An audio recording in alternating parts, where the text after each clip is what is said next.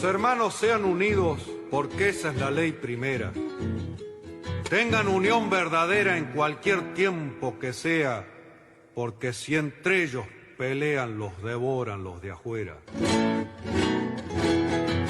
90 buques mercantes, 20 de guerra, 20 de guerra.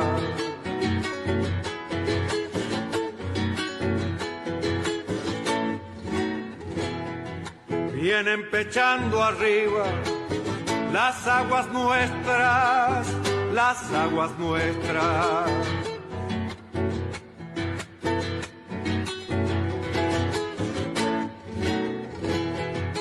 Veinte de guerra vienen con sus banderas, con sus banderas.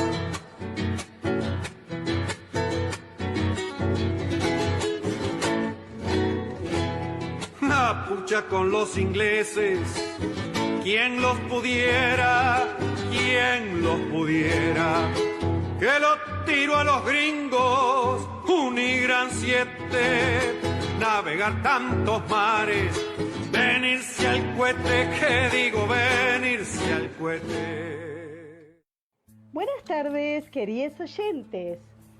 Con los acordes y el canto del triunfo, la vuelta de Obligado, de Miguel Brasco y Alberto Merlo, interpretado por este último. Hoy, 23 de octubre, damos comienzo al programa 279 de Obligados a Volver. Programa que se transmite todos los miércoles y sábados a las 18 horas por nuestra página en Facebook, Obligados a Volver, programa radial. Obligados a Volver, un análisis de la realidad argentina y mundial desde nuestra mirada, que es nacional, popular, democrática, feminista, latinoamericanista, ambientalista y plurinacional.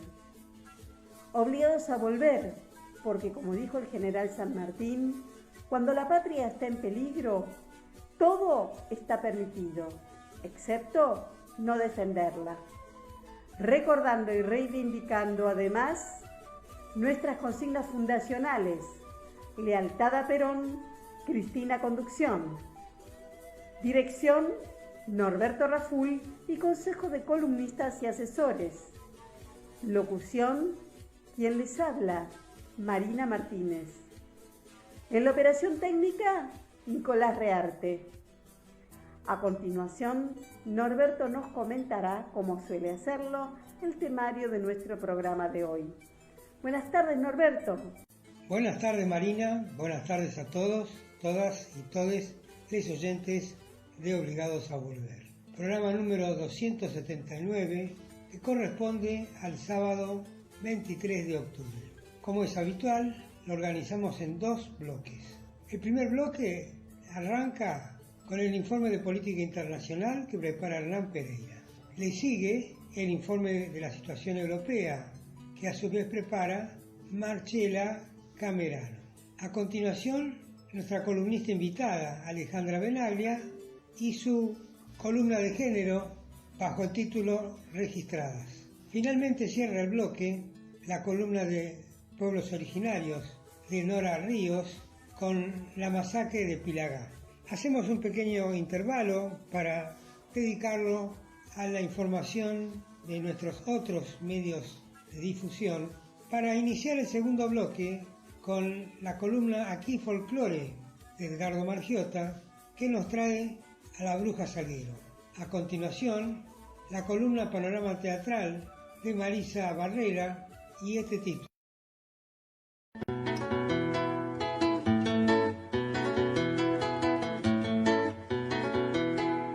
Transmite todos los medios.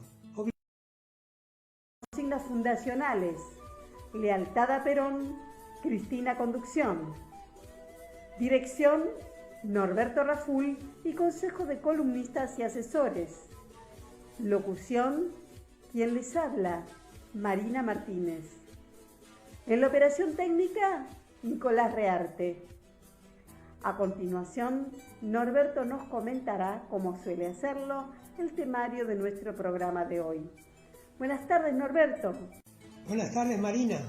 Buenas tardes a todos, todas y todes los oyentes de Obligados a Volver. Programa número 280 que corresponde al miércoles 27 de octubre. Un día muy especial, de mucha significación para todos los peronistas, por varios motivos. Los principales, recordamos el fallecimiento de Néstor Kirchner en el año 2010 y también, como cosa alegre, recordamos el triunfo en primera vuelta en el 2019. Pero para nosotros, los de Obligados a Volver, tiene un sentido especial porque cumplimos 5 años de emisión de este programa de radio. Obligados a volver a la militancia activa sería realmente la denominación completa que debería tener nuestro programa. Pero bueno, estamos contentos de haber llegado a este punto de forma prácticamente ininterrumpida. Dicho esto, pasamos a ver el temario de nuestro programa, que como es habitual, lo dividimos en 2 bloques. En el primer bloque comienza Edgardo Margiotta con sus efemérides históricas, le siguen las operetas del grupo Comuna, comunicadores de la Argentina, cuyo aporte se va a extender hasta el domingo 31 de octubre. Y luego viene la columna de política nacional de Carlos Olubica, y para cerrar el bloque, la palabra de 2 artistas, Víctor Heredia y León Gieco. Ambos hacen un planteo y un pedido a los legisladores para que se prorrogue la ley 26.160 de emergencia territorial indígena que vence este año y que está siendo el motivo, la causa de los conflictos porque está incumplida la tarea de reconocimiento de los territorios. Hacemos una pausa pequeña para recibir información sobre nuestros distintos medios de comunicación y entramos luego al segundo bloque, que arranca con Jorge Mancinelli y su columna de economía, que hoy se va a referir a Fondo Monetario y Precios, el Estado da la batalla. A continuación, la columna de Silvia Agostinis, que nos trae este título: Algo huele mal en la Costanera Azul. A continuación, Bruno Capra, nuestro columnista invitado, nos hace un informe El proyecto equivocado, refiriéndose al plan petrolero. Bien, cerrando entonces este bloque y el programa, la presencia de Omar Amarilla para traer un poco de humor a este programa 280. Dicho esto, ¿qué te parece, Edgardo, si arrancas con tu columna? Conocer el pasado para iluminar el presente y construir el futuro. Efemérides correspondientes a la semana que se inicia. 27 de octubre de 1943. Perón es designado y asume como director del Departamento Nacional del Trabajo. 27 de octubre de 2010. Muere en Calafate Néstor Kirchner, presidente de la Nación entre 2003 y 2007. Obligados a Volver rinde homenaje al compañero Néstor, quien no dejó sus convicciones en la puerta de la Casa Rosada y cumplió con lo que nos proponía al asumir su cargo de presidente. 29 de octubre de 2009, la presidenta Cristina Fernández de Kirchner firma el decreto que establece la asignación universal por hijo para protección social destinado a aquellos niños, niñas y adolescentes residentes en la República Argentina que no tengan otra asignación familiar y pertenezcan a grupos familiares que se encuentren desocupados o se desempeñen en la economía informal. 29 de octubre de 2013, la Corte Suprema de la Nación dicta el fallo que declara la constitucionalidad de la Ley de Servicios de Comunicación Audiovisual, conocida como Ley de Medios. 30 de octubre de 1983 se realizan las elecciones en las que Raúl Alfonsín fue elegido presidente y que significaron el retorno a la democracia después de 7 años de la más siniestra dictadura militar. Continuando ahora con nuestro programa, vamos a escuchar un repaso a los comentarios políticos de la prensa hegemónica, las operetas al 24 de octubre que prepara Comuna, comunicadores de la Argentina. Hacia la foto de la góndola vacía como broche de campaña. Una fotografía de góndola vacía es el objetivo para el que trabajan varios columnistas opositores de Clarín, Infobae y La Nación, con el diagnóstico ya escrito de que el desabastecimiento es la consecuencia lógica y esperable de las decisiones del secretario Roberto Feletti, aunque, obviamente, por culpa de ella. A la vez, se agita el fantasma de la soberanía nacional en peligro por el nuevo enemigo mapuche montonero chileno. El estilete político de la palabra desabastecimiento había comenzado a insinuarse semanas atrás, pero trepó firmemente a portadas, proyecciones y análisis de varios comentaristas del elenco estable, como siempre coordinados. Y también, como siempre, los opositores políticos tomaron y comenzaron a repetir la fórmula con el presidenciable Rodríguez Larreta a la cabeza. Ya el martes por la mañana, Infobae tituló en lugar preponderante: el plan Feletti va a generar desabastecimiento y desocupación.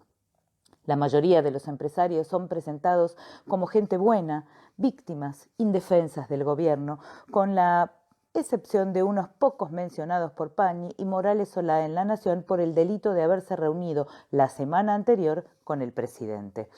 Los estigmatizan por ser, afirman, beneficiarios de ayudas estatales, en una lista en la que obviamente se vieron obligados a olvidarse del clan Macri, donde manda capitán. Morales Solá tomó el miércoles la bandera de la inminente escasez de productos esenciales. Casi que saborea la foto de la góndola vacía y lo que será la inevitable mención de Venezuela en una estrategia todavía más alevosa el jueves, con los encabezados de los 3 medios en un único sentido. Ya llega el desabastecimiento. Esa mañana Larreta se sumó al relato organizado por los medios, como ya es habitual en las figuras de su espacio. Van der Koy en Clarín, Rodríguez Yebra en La Nación y Tenenbaum en Infobae hicieron sus aportes el domingo. Los 3 además repitieron palabras publicadas el viernes por Bonelli. Feletti en realidad no quería negociar, se negó a dialogar y a los empresarios, pobrecillos, ni siquiera les atendió el teléfono. Aunque la inflación es el tema que golpea día por día la situación de la mayoría de la población, transcurre simultáneamente la negociación con el FMI. Lo que los acreedores rechazan es que el organismo acepte no aplicar sobretasas a países endeudados como reclama Argentina. Al servicio de esos intereses externos, estos medios prácticamente ocultaron el pedido de hace 10 días de los ministros de Economía del G20 para que el FMI no imponga la sobretasa, negándose a dar una noticia en apariencia favorable al gobierno. Alberto Fernández viajará a Roma a la reunión del grupo con la misma prioridad. Y si se da el caso de que el documento que salga de esa cumbre menciona el reclamo al FMI, esto no influirá en la desconfianza hacia la Argentina, escribe con gran apuro Román Lechmann en Infobae.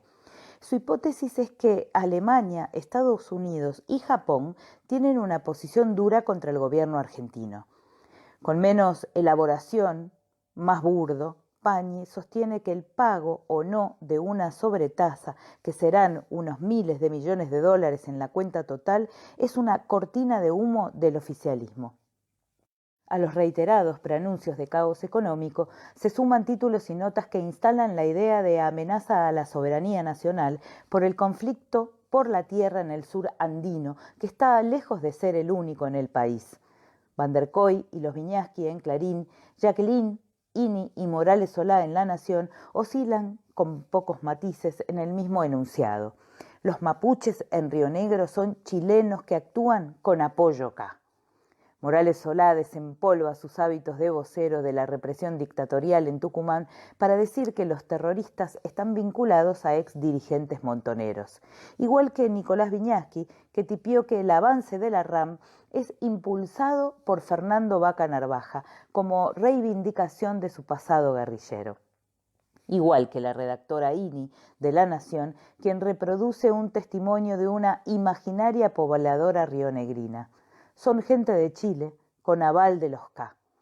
Los acontecimientos de apenas una semana atrás, por el 17 de octubre, parecen ya historia antigua, pero varios columnistas se refirieron a las movilizaciones únicamente como demostración de la crisis en el oficialismo.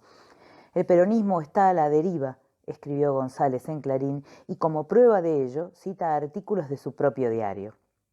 La Borda en La Nación no quiso ser menos. El Frente de Todos es una bolsa de gatos. Y no es, como dijo en su tiempo el líder, que los peronistas son como los gatos. En verdad, son como las arañas viudas negras. Las hembras asesinan al macho y se lo dan como alimento a la cría. Un alarde de ilustración en historia y filosofía política. También hubo despliegue editorial coordinado para llevar la atención a las personas que quitaron carteles dejados en la Pirámide de Mayo durante actos de opositores que depositaron en el lugar piedras con nombres de víctimas de COVID. El aparente impulso humanista no fue suficiente para disimular la penosa decadencia de estos grandes medios. No hubo un día en el que el dolor por los muertos haya logrado más espacios que los enredos sentimentales y de alcoba entre Icardi, Wanda Nara y Suárez. Esto fue Operetas, Comuna, Comunicadores de Argentina, Facebook, Comunicadores de Argentina, Twitter, @Comuna, RG.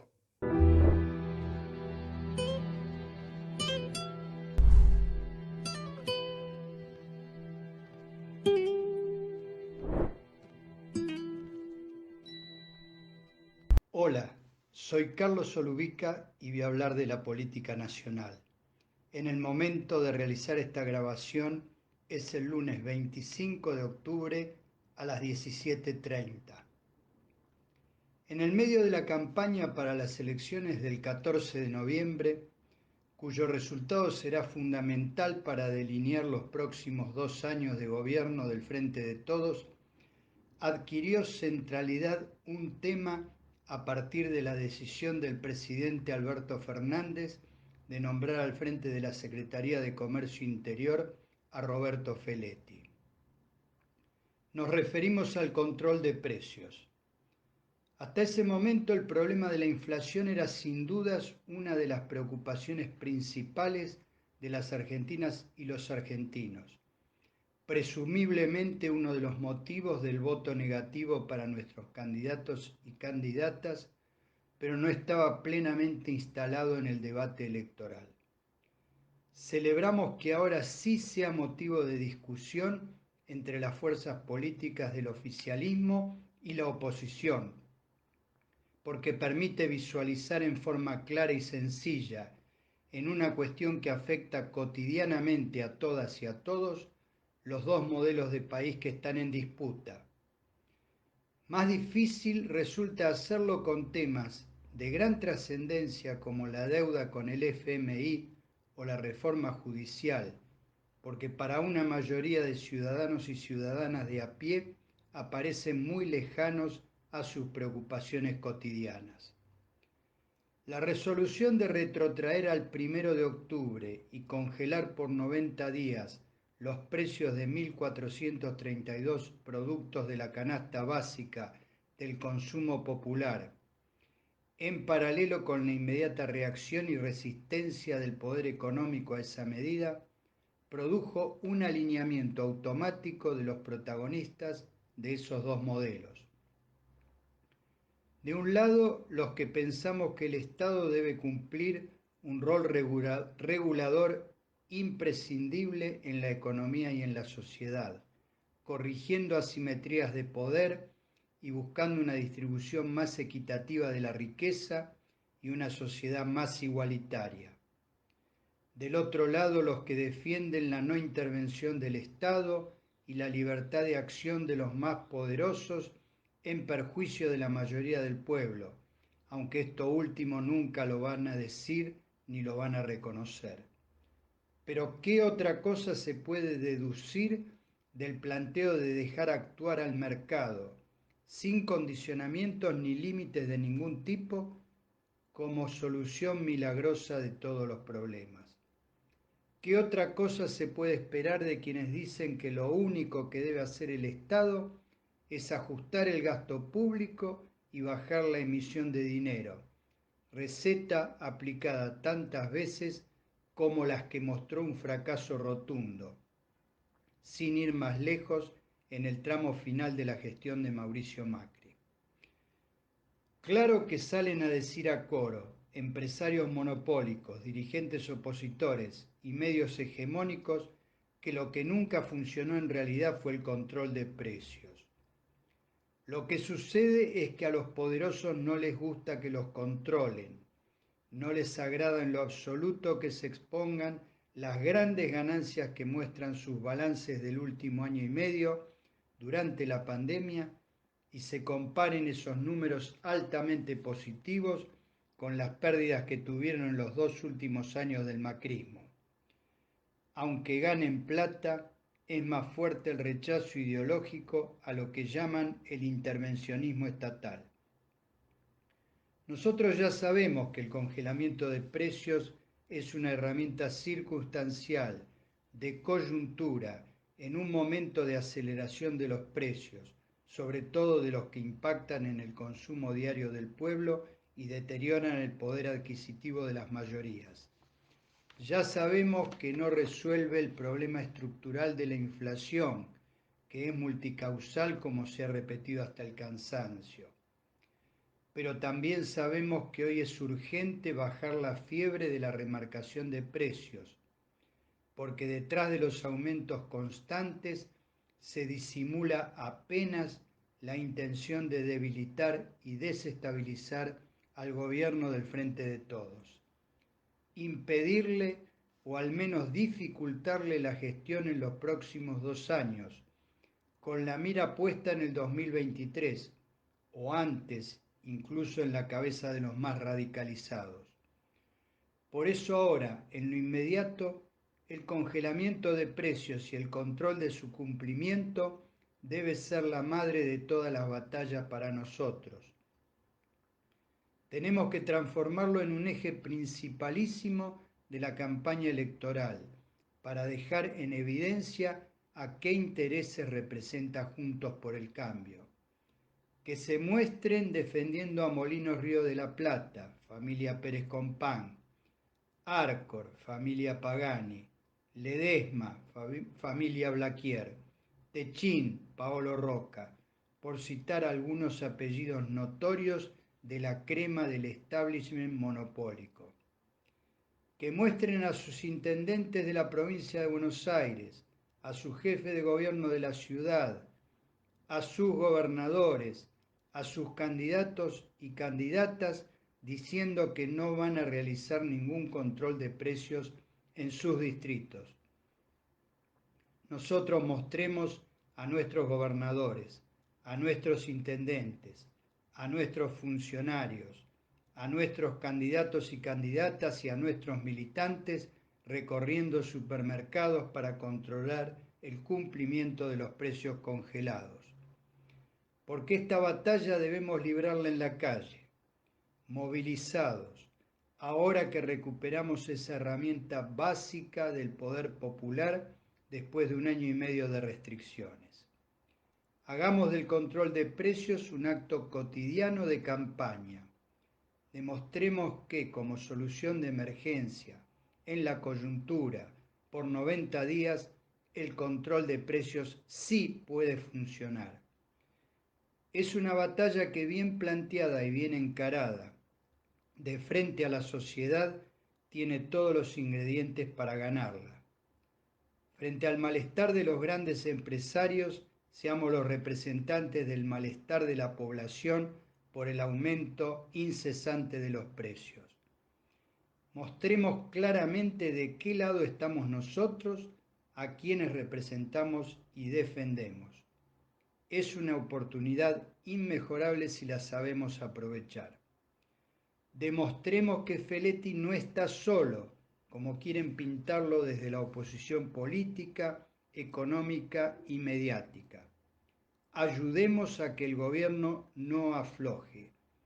Hagamos que los grandes empresarios, que creyeron estar frente a un gobierno débil que amenazaba con congelar los precios por decreto, pero no se animaría a hacerlo, sientan el sabor amargo de la equivocación.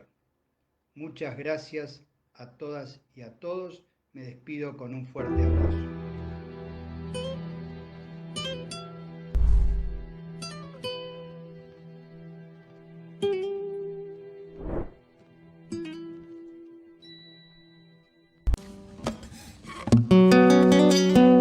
Soledad sobre ruinas, sangre en el trigo, rojo y amarillo, manantial del veneno, escudo, heridas, 5 siglos igual.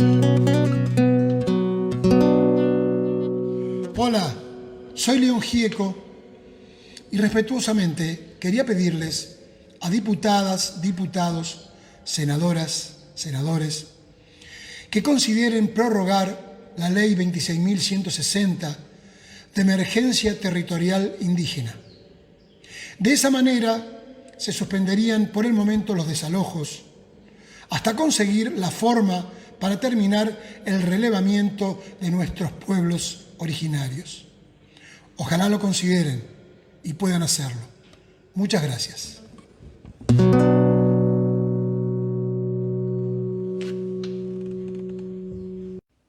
Hola, soy Víctor Heredia y quiero pedirles encarecidamente a los diputados y diputadas, a los senadores y senadoras de la República Argentina que consideren prorrogar la Ley 26.160 de emergencia territorial indígena, sencillamente porque de esa manera seguramente se van a suspender los desalojos indebidos y también considerar la posibilidad de que exista un presupuesto para terminar el relevamiento de nuestros pueblos originarios. Ojalá que lo consideren y puedan hacerlo.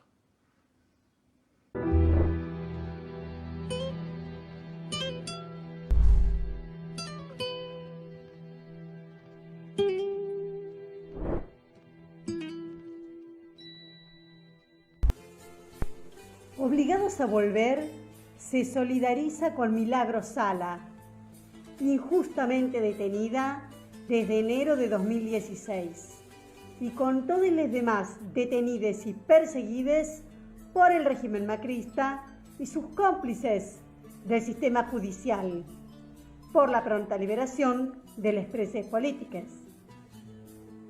A 6 meses de la desaparición de Tehuel, el joven trans de 22 años, que salió el 11 de marzo de 2021 a buscar trabajo, nos seguimos preguntando, ¿dónde está Tehuel?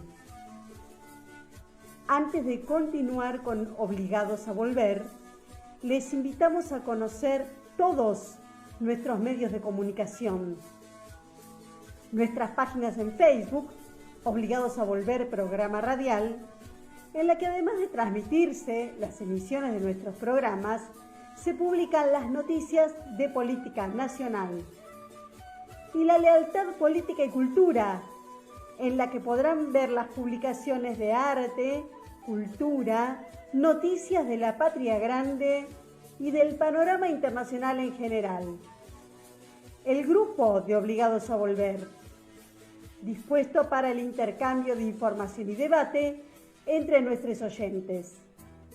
También el rotativo de Obligados a Volver, un servicio cotidiano de noticias, arte, música y buen humor, al que se accede adhiriendo a un grupo de WhatsApp. Les recordamos suscribirse a nuestro canal de YouTube Obligados a Volver. donde pueden consultar los programas ya emitidos y material audiovisual en varias listas de reproducción. Los esperamos, como siempre, en nuestra página en Facebook, Obligados a Volver, programa radial.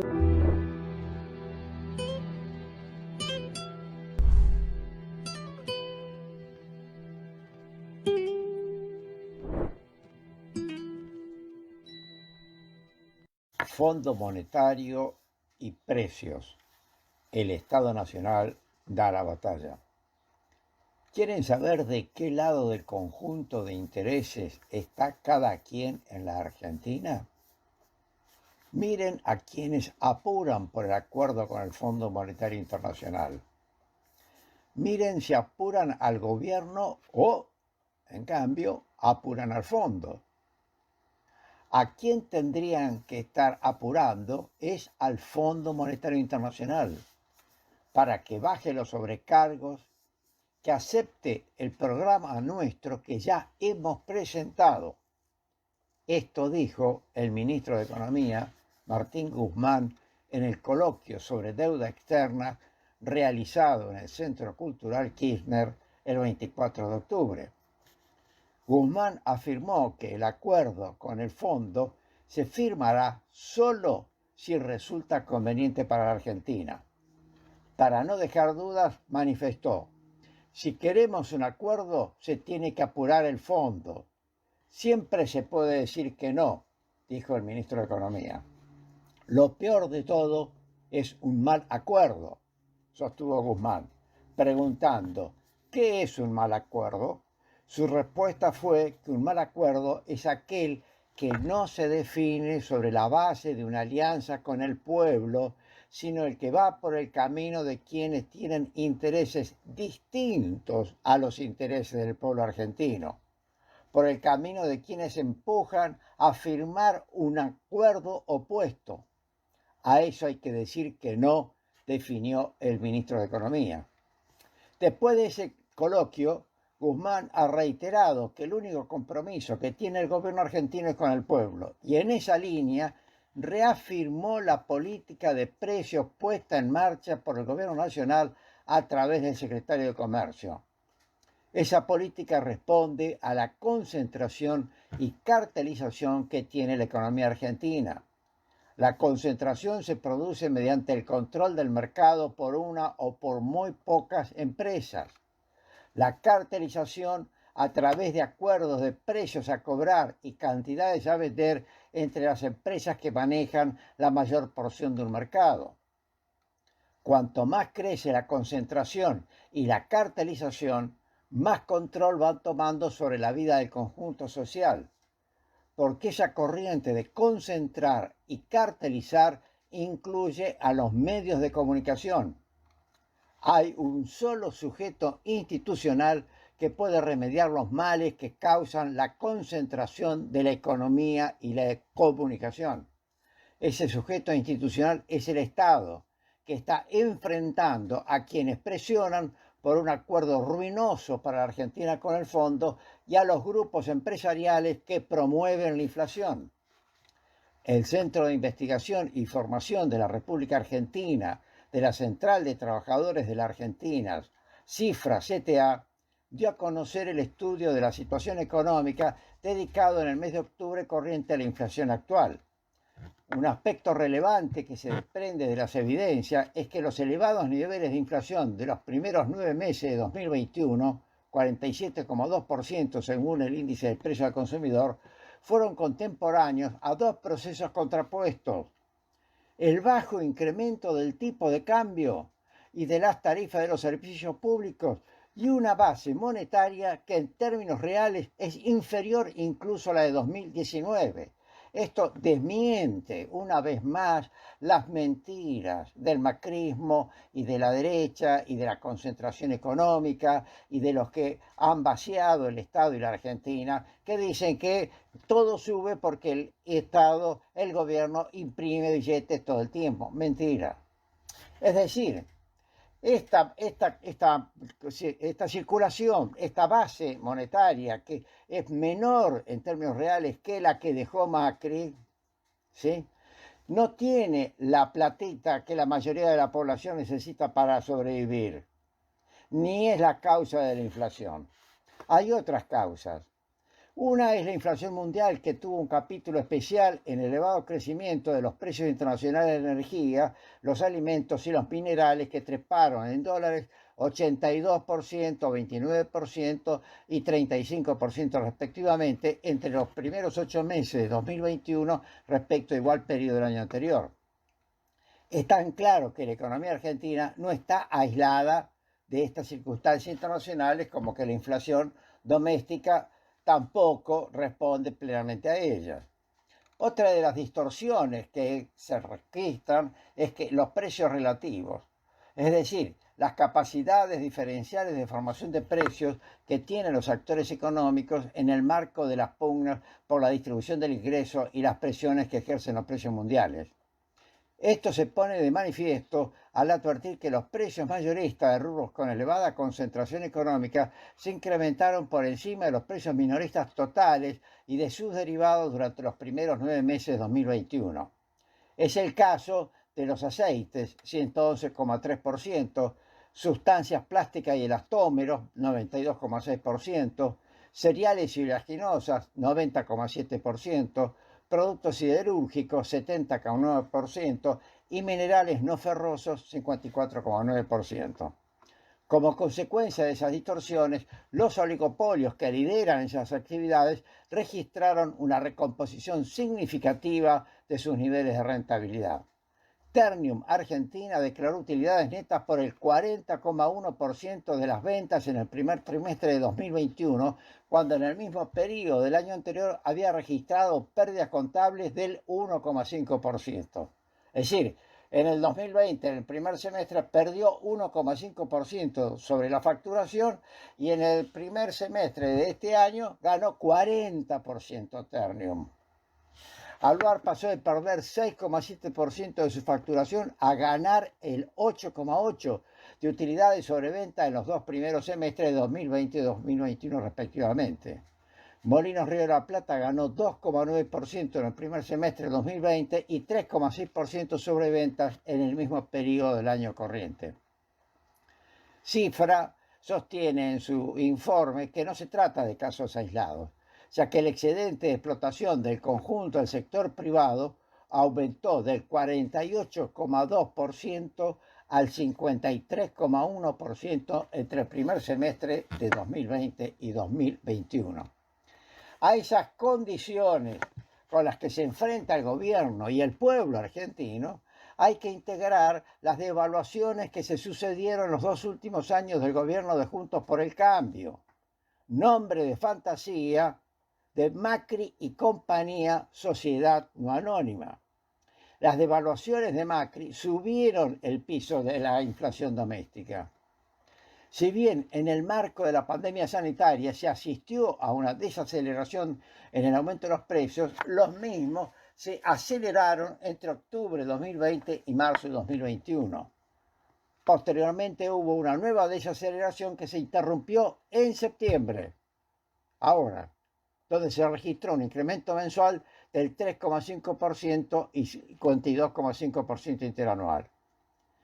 En el acumulado de los primeros 9 meses del año, el índice de precio al consumidor creció 47,2% respecto a igual periodo 2020. Los rubros que más subieron fueron prenda de vestir y calzado, 66%, transporte, 54%, recreación y cultura, 49,9%, 50%, y alimentos y bebidas no alcohólicas, 49,5%. La concentración y cartelización que está haciendo sufrir, que nos está haciendo sufrir, ¿sí?, lo llevaron al gobierno a fortalecer la política de control de precios. Si hay gobierno que inició querella penal contra, este es el rótulo, esta es la carátula, mejor dicho, de la querella.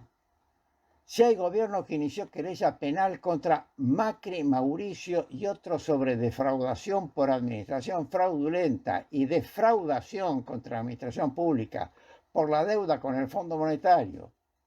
Si hay gobierno que se meta con los precios para defender el consumo y la vida de los argentinos, quiere decir que hay Estado. Se trata de impedir que lo derriben.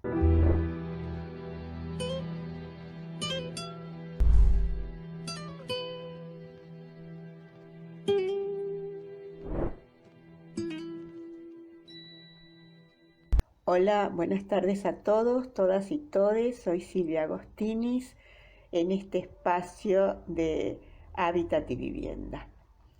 Y en esta tarde de finales de octubre retomaré el tema de la columna anterior, en septiembre, en la cual hice eje en la política de privatización de las tierras públicas de parte de Horacio Rodríguez Larreta, jefe de gobierno de la Ciudad Autónoma de Buenos Aires. En lo que va de su gestión fueron vendidas más de 300 hectáreas, fundamentalmente de espacios verdes y del frente costero. En aquella columna les adelanté que en octubre comenzaría la audiencia pública por el proyecto de costa urbana en la Costanera Sur. Son 70 hectáreas compradas por IRSA en el año 1997 y que con anterioridad pertenecieran al Club Boca Juniors, lindantes con el barrio Rodrigo Bueno. Para concretar este proyecto de torres de lujo de 45 pisos, con vista abierta al Río de la Plata y la costa uruguaya, es necesario un cambio de normativa urbana, pues la actual que rige sobre el área no permite concretarlo. Su condición de último humedal de la región ha sido uno de los argumentos reiterados por los participantes de la audiencia, que comenzó el viernes 15 y se extenderá hasta el lunes 8 de noviembre. Pero antes de detenernos en los argumentos de la ciudadanía, vale destacar algunas de las ideas sustentadoras del proyecto, tanto por parte de la empresa IRSA como del gobierno local, cuyas voces dieron inicio a la audiencia pública. El arquitecto Miguel McCormack, Mike para los amigos, en representación del estudio responsable de las subdivisiones, sesiones públicas y la definición de la morfología edificable sobre las 70 hectáreas, planteó que de no aprobarse el cambio de normativa que permita la construcción de torres, las tierras quedarán abandonadas. Resulta curioso el planteo, pues IRSA, al comprarlas en 1997, conocía que podía y que no podía construir en aquel entonces. Luego, el dilema planteado no tiene sustento, a excepción de que se trate de una amenaza encubierta de Mike. Vale tener presente que IRSA ha intentado lo que ahora en oportunidades anteriores sin éxito. Todo indicaría que en la actualidad corre con el caballo del comisario. Por su parte, el ingeniero sanitarista José Luis Inglese, en nombre de la consultora en temas ambientales y que realizaría el estudio de impacto ambiental de aprobarse la modificación, claro está, aclaró que el mismo seguiría los lineamientos del Banco Mundial para proyectos de gran envergadura, como el que nos ocupa de costa urbana. De los antecedentes de este profesional nos enteramos por el arquitecto Gustavo Cañaveral, quien abrió el segundo día de audiencias con un video en el cual el ingeniero Inglese, en representación de Agua y Saneamientos Argentinos, AISA, empresa que presidió en el periodo 2015-2019, responde al requerimiento de un integrante de la Corte Suprema sobre la construcción de un colector cloacal desde San Fernando hasta Avellaneda, a ser construido con fondos del Banco Mundial destinados al saneamiento de la cuenca Matanza-Riachuelo. La participación del abogado ambientalista Enrique Viale también hizo eje en este colector cloacal, que definitivamente es para beneficiar emprendimientos urbanos, tanto el de Costa Salguero como el de Costa Urbana, maniobra que no dudó en calificar de escandalosa, pues se trata lisa y llanamente de un desvío de fondos sin precedentes, así como que el cambio de normativa le permitiría a IRSA ganancias extraordinarias, y dijo estar analizando la presentación de una denuncia penal. Por el lado del gobierno de la Ciudad de Buenos Aires, expuso el secretario de Desarrollo Urbano, arquitecto Álvaro García Resta, y de su intervención destacó 2 puntos. El primero refiere a la transparencia, según el secretario, que supuso convocar a convenios urbanísticos, de resultas de lo cual hay más de 100 a ser tratados. Es necesario recordar que estamos transitando el 3er año con el nuevo Código Urbanístico y del de Edificación. En efecto, ambos entraron en vigencia en enero del 2019. Me pregunto y les pregunto, tal número de convenios urbanísticos que suponen excepciones a la norma, ¿de qué están dando cuenta? ¿Los códigos ya están caducos? ¿Son inapropiados? ¿O la excepción reemplaza la norma? Con más autoridad que la mía, el Consejo Profesional de Arquitectura y Urbanismo, a través de su presidente, el arquitecto Emilio Riboira, expresó que la figura de convenio urbanístico aparece en el código como un instrumento idóneo para resolver situaciones que no necesariamente compatibilizan con las propuestas morfológicas del código urbanístico, y su aplicación puede ofrecer mejores soluciones a la parcela y a la ciudad. Sin embargo, un marco normativo tan laxo y sin parámetros de aplicación puede desvirtuar esa calidad en la aplicación de la ley y propiciar el uso arbitrario en cada caso que se aplique. Bueno, sigamos. Lo segundo a resaltar es a qué sector el gobierno de la ciudad decide apoyar decididamente. En esa línea, el secretario García Resta afirmó que dado que el sector privado está muy golpeado, le compete al Estado incentivar su crecimiento. Le agradezco su honestidad intelectual. Esta concepción también está presente en la venta de las tierras que nos pertenecen a todos, todas y todes, como ya diéramos cuenta. Costa Salguero, que está en un paréntesis entre la justicia, el Parque de la Ciudad, que ya adelantáramos que salieron a remate 25 hectáreas, el Tiro Federal y la Sastrería Militar, que ya fueron vendidas. A la venta le sigue el convenio urbanístico en una clara estrategia especulativa. ¿Saben qué? Mi cabeza se fue a la gestión del licenciado Carlos Grosso. ¿Lo recuerdan? Quien fue el intendente entre 1989 y 1992, en plena presidencia de Carlos Menem, y cuando aún la ciudad no era una ciudad autónoma, sino un distrito federal, periodo en el cual, en la gestión de Carlos Grosso, se concretó Puerta Madero y la escuela Shopping. Grosso debió renunciar hackeado por los casos de corrupción de su gestión. Si bien en octubre de 1992, se fue en octubre de 1992, si bien en la interpelación que le hiciera el Consejo Deliberante, la había sorteado aparentemente sin dificultades. En fin, la población de esta ciudad ronda los 3 millones de almas desde el año 1947. Es decir, hace 74 años la ciudad no crece en habitantes, pero sí lo ha hecho el parque habitacional.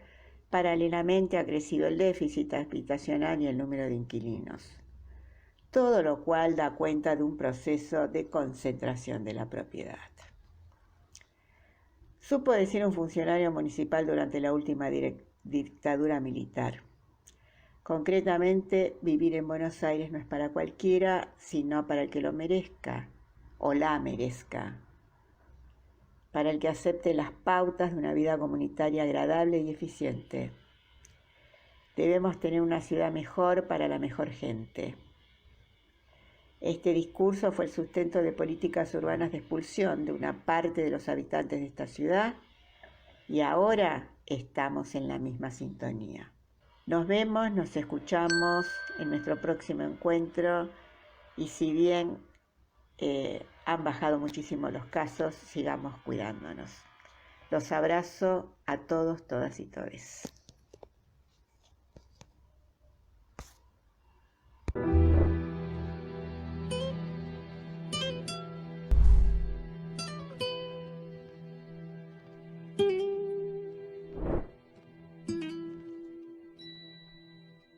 Soy Bruno Capra y voy a hablar de una nota del cohete a la luna del autor Marcos Revasa que salió el día 3 de octubre y se llama El Proyecto Equivocado y se refiere al gas de la Argentina, o sea, es un proyecto de ley de hidrocarburos y Marco Revasa lo llama el proyecto equivocado, que yo comparto.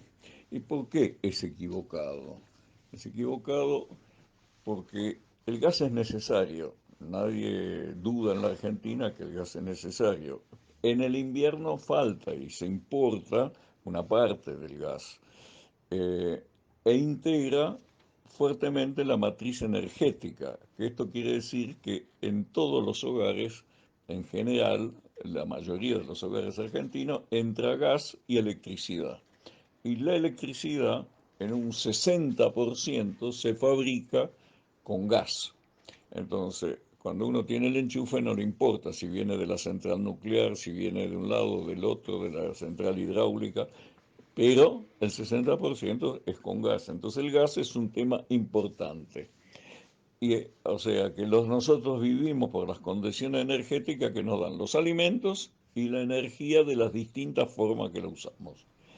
Entonces, esta ley, la opinión de Revasa, es, y yo insisto que la comparto, está armada por los intereses petroleros, que son todos extranjeros. El único interés argentino es YPF, e YPF está actuando solitariamente como un líder de las empresas extranjeras, porque tampoco está fomentando los recursos propios para volver a ser una empresa de bandera como la soñábamos antes, cuando tenía los puntitos y hoy no los tiene más. Eran yacimientos petrolíferos fiscales, creada por Mosconi.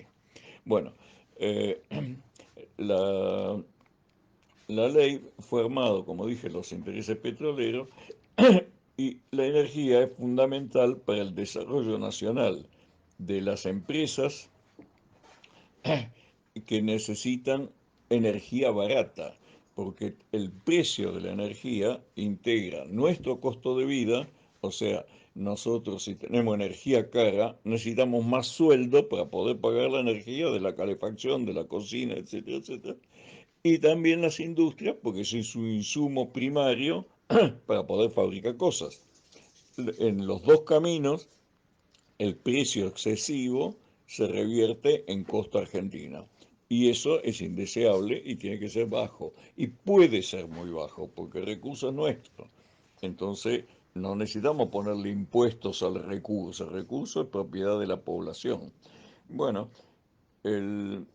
entonces, esta presentación consiste en realidad en una extorsión de los intereses petroleros a un gobierno que no ha accionado en los últimos 40 años, por decirlo así, desde que se empezó a debilitar la YPF, se privatizó, etcétera, no ha tomado el toro por las astas y no está cuidando el recurso natural, propiedad nuestra, porque eso se cuida con muchos ingenieros, técnicos de ciencias duras que saben, y eso se va construyendo. YPF lo tenía importantes laboratorios, tenía importantes geólogos, tenía importantes... Todo esto está enormemente debilitado, aunque los geólogos todavía hay, que existen,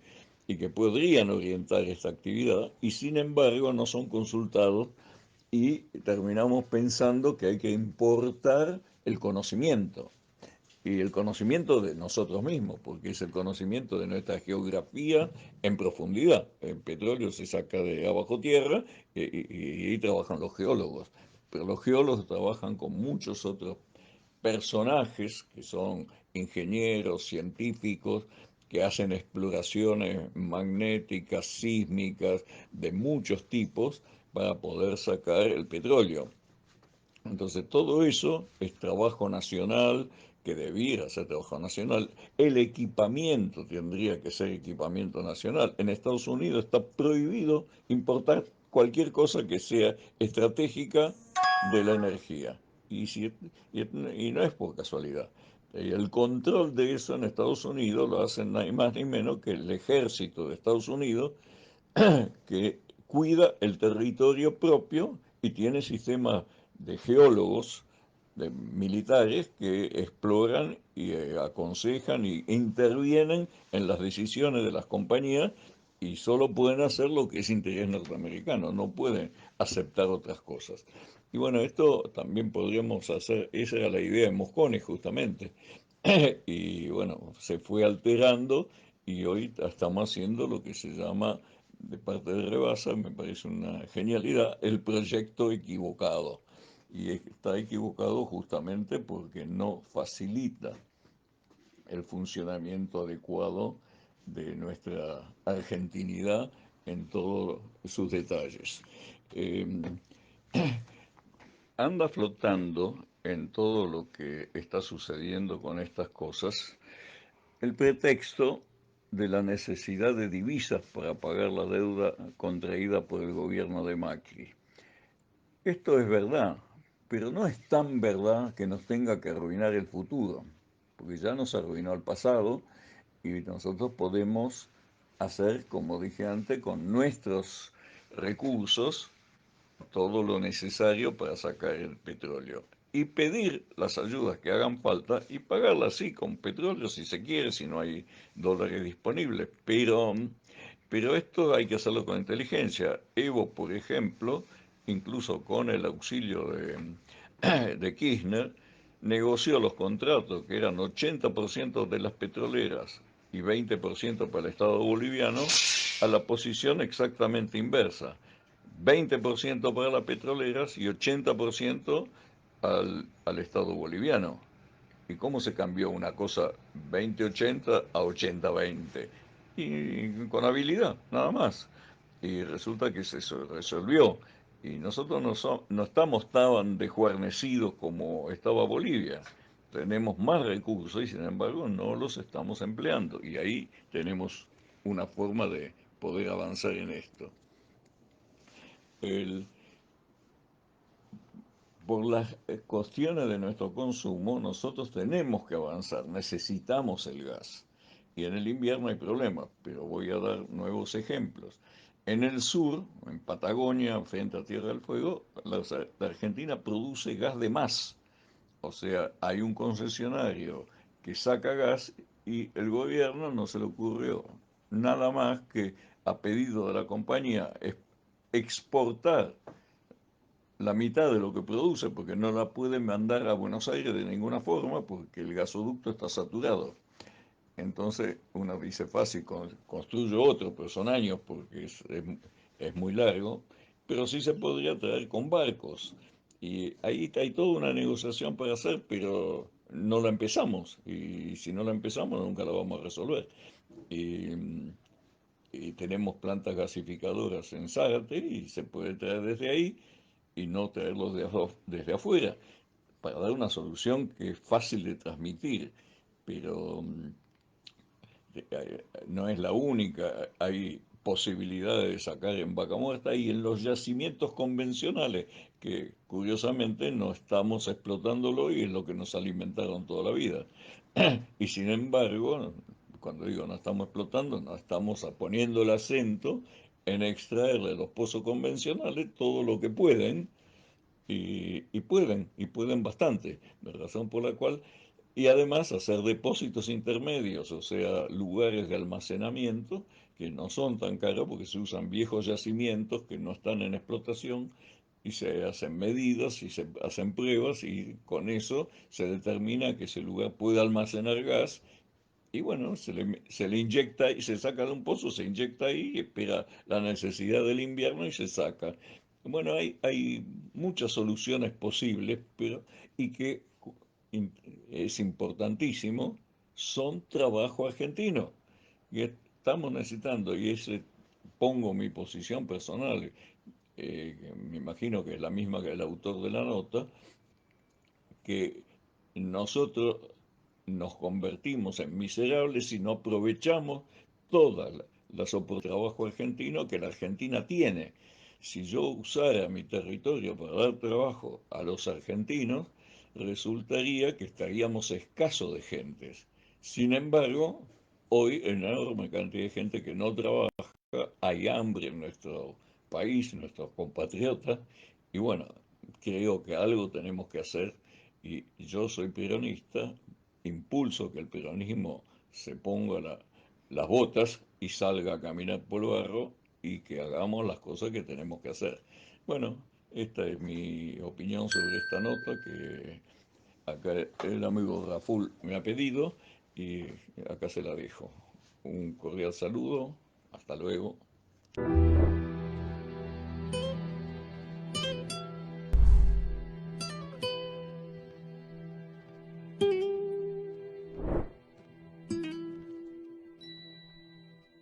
Y en este momento me gusta hacerlo así. Me dijo Pablo que estaba piqui, piqui, piqui, piqui. Estás muy arriba. Y ahora estoy así, vamos a hacer... Me gusta hacer como Pañi, viste, que se para así, lee... Lafi, ta. Buen periodista, Pañi, buen periodista. Sí, buen periodista. Bueno, escuchá una cosa. Llegó el momento, porque nosotros no podemos analizar la realidad argentina con un periodista argentino. Está lleno de periodistas argentinos. Demasiado. Tenemos que analizarlo con uno... Bien, perdieron 2-0 con Chile hoy. Bueno, La distancia, sí, pero no le pudimos ganar nosotros. no le pudimos ganar, pero Chile tenía que ganar porque si no se quedaba afuera. Señoras y señores, llega el editorial del querido Osmar Amarilla. ¡Vamos, Osmar! Claudio, ¿cómo andás? ¡Qué lindo! Estar acá con vos y con todos ustedes, sí. Contento con este fin de semana largo que pegamos un fin de largo, ¿viste? Lindo. Qué lindo fin de semana. Y vos sabés que me puse a buscar series viejas, vos sabés. Y encontré la de La Dimensión Desconocida. ¿Te acordás la de La Dimensión Desconocida? Sí, me acuerdo. Oh, espectacular. Porque era como la vida normal, pero de repente La Dimensión Desconocida. A ver, cortame la música. A ver cómo hacía. Así como... Ahora musicaliza el editorial usted. Sí, bueno, hay que ponerle Muy picante, ¿viste? Un poco para que la gente... Y cuénteme. Sí, La Dimensión Desconocida, que de repente era la vida normal, pero de repente aparecían magos milenarios, autovoladores, viaje en el tiempo. Todo Buenísimo, puede pasar. Todo puede buenísimo. pasar en La Dimensión Desconocida. Sí. Y por fantástico que parezca, vos sabés que a mí me hizo acordar a la realidad. ¿Qué querés que te diga? Sí, me hizo acordar a la realidad porque esta semana un buró de periodistas internacional descubrió esto que vienen a hacer los Pandora Papers, Los parece. Pandora Papers. Sí, que como una investigación internacional que habla sobre cuenta que habría en paraísos, que hay en paraísos fiscales donde se evaden impuestos. Claro. Y por supuesto, Argentina a la vanguardia del curso internacional, por supuesto, no lo podemos evitar. Tercero, estamos en el ranking. Yo Tercero. me acuerdo, ¿se acuerda cuando salieron los Panama Papers? Había un árabe, un jeque árabe, otro no sé qué, y Macri. Una cosa de sí, loco. bueno, acá tenemos que salir en todos lados. Hay una cosa increíble, tercero, estamos en el ranking de todos los países del mundo, estamos nosotros ahí, tercero, ¿viste? Siempre sí, porque parece que nosotros vivimos en una realidad, en una dimensión vivimos nosotros, nosotros vivimos en una dimensión, en la dimensión real en la que vivimos nosotros todos, Claudio. Claro. Donde no se llega a fin de mes y tarda 5 años en regularizar el monotributo, en esa realidad. Sí, pero al lado, acá nomás paralelo, acá pegado así, está la dimensión desconocida. Sí, que es muy distinta a la dimensión desconocida, porque vos en la dimensión desconocida podés comprar pergaminos mágicos, que al cabo de un tiempo le crecen otros pergaminitos mágicos más, que vos lo dejás en el banco ahí, te vas a mirar los Simpsons, volvés, hay más pergaminitos, ¿eh? Y esos pergaminitos generan una mágica rentabilidad, ¿eh? Sin que hagas nada, y una vez que la ganaste, la podés cambiar por unos mágicos papelitos de los pueblos encantados del norte, o sea, que hay.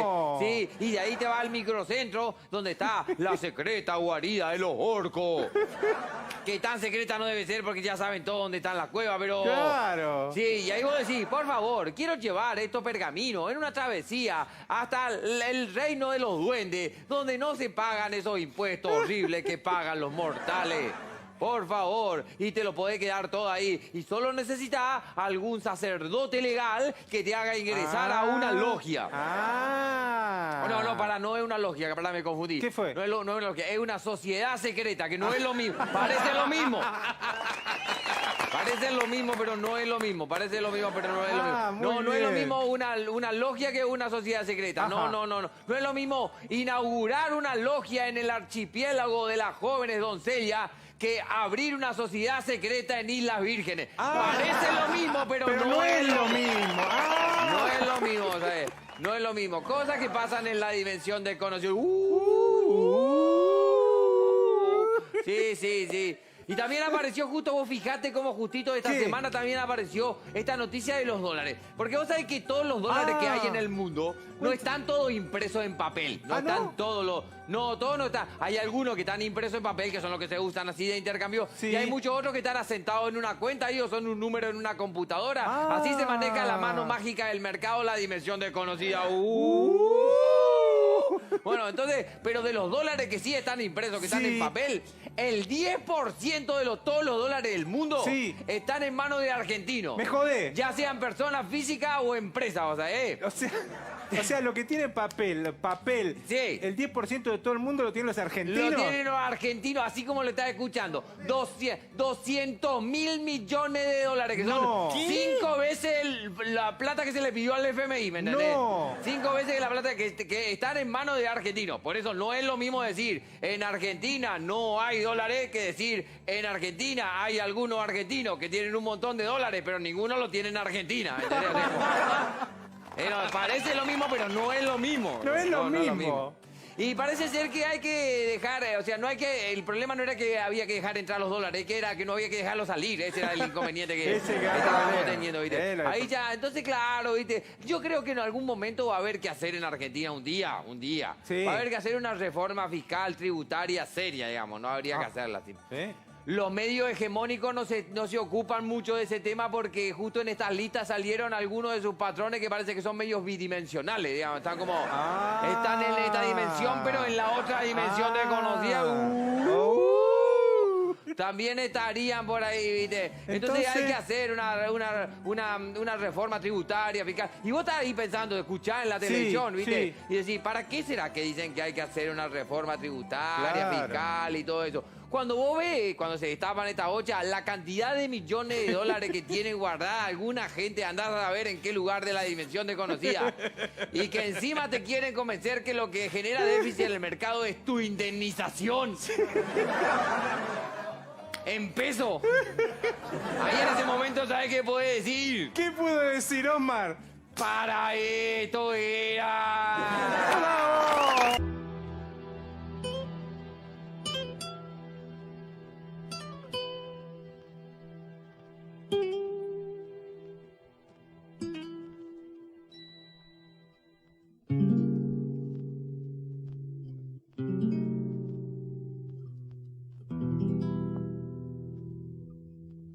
Se nos está terminando el programa.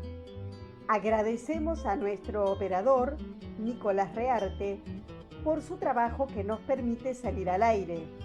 A todos los oyentes, por su atención, especialmente a los que ponen me gusta en nuestras páginas de Facebook. Antes de despedirnos, les recordamos que nuestro programa de radio, Obligados a Volver, se transmite todos los miércoles y sábados, siempre a las 18 horas. Este fue otro programa de Obligados a Volver, emitido desde nuestra página en Facebook, Obligados a Volver, programa radial. Volvimos, pero estamos obligados a seguir militando, porque la patria sigue estando en peligro, ya que la derecha reaccionaria conspira constantemente para derrocar a nuestro gobierno, que con sus aciertos y errores trata denodadamente de resolver las dificultades provocadas por las dos pandemias. Por eso, continuaremos con nuestra tarea, siguiendo el legado del libertador San Martín. Cuando la patria está en peligro, todo está permitido, excepto no defenderla. Recordando y reivindicando nuestras consignas fundacionales: lealtad a Perón, Cristina conducción.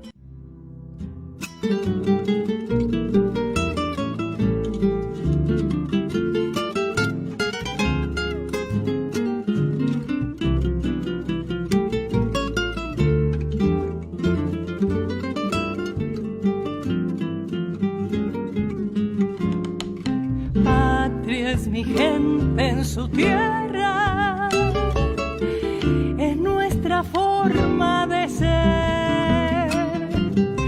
Soberano es de su patria, quien la sabe defender. Soberano es de su patria, quien la sabe defender. Hombres, mujeres luchando